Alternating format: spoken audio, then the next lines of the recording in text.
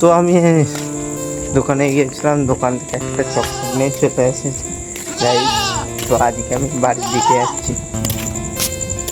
জানি না আমার কাছে তোমার বাড়িতে সব বসে আছে এখানে, আমার মাও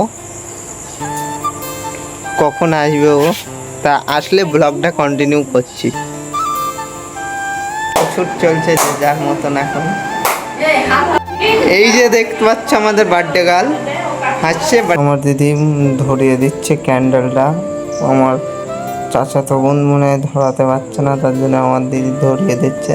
এবং ব্লগটা কন্টিনিউ করতে থাকো। এই যে বার্থডে গার্ল কেক কাটছে, কি বলবো গাইস, সবাই বসে আছে। বার্থডে গার্লের যা গতি, ছাদে চলে যাবো কেক কাটতে কাটতে। এই তো ফাইনালি কাটা হয়ে গেছে। আমার দিদির কাছে দিচ্ছে প্রথমে, আমার দিদি খাইয়ে দিচ্ছে,